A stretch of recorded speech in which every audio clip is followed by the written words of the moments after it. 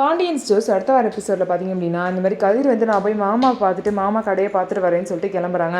ஆனால் செந்தில் வந்து நீ போகாதான்னு எவ்வளவோ தடுத்துமே கதிர் வந்து போய் இந்த மாதிரி வந்து பழனியை பார்க்குறாங்க. பழனியை பார்த்து விசாரித்ததுக்கப்புறம் பழனிக்கிட்ட நல்லா ஜாலியாக பேசுகிறாங்க. அவங்க நிலைமையை புரிஞ்சுக்காம வீட்டில் எல்லோரும் கோவப்பட்டது தப்பு தான், சூழ்நிலை அப்படி இருக்குது மாமா, எல்லாம் சரியாயிரும்னு சொல்கிறாங்க. என்ன சூழ்நிலையோ யாருமே என்னை புரிஞ்சுக்கல கொஞ்சம் கூட அப்படின்னு சொல்லிட்டு பழனி ரொம்பவே வந்து வேதனைப்படுறாங்க. அதே மாதிரி சுகன்யாவும் வேதனைப்படுறாங்க. அப்படியே சுகன்யா பார்த்தீங்கன்னா வேதனைப்படுற மாதிரி நடிச்சிட்ருக்காங்க. கதை ரொம்பவே நல்ல விதமாக பழனிக்கிட்ட பேசி புரிஞ்சுட்டே இருக்காரு.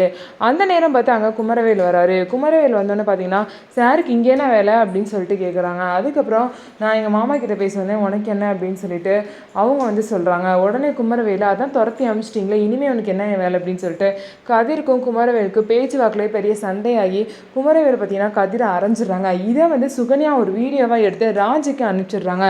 சுகன்யா இந்த மாதிரி மோசமான வேலையை பார்த்துருக்க கூடாது.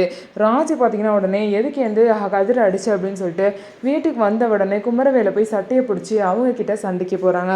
ஸோ இதுக்கப்புறம் என்ன நடக்க போகுதுன்னு சொல்லிட்டு வெயிட் பண்ணி பார்க்கலாம். நம்ம வீடியோ உங்களுக்கு பிடிச்சிருந்தா நம்ம வீடியோவை லைக் பண்ணிக்கோங்க. மறக்காமல் நம்மளோட சேனலை சப்ஸ்கிரைப் பண்ணிவிட்டு பாருங்கள்.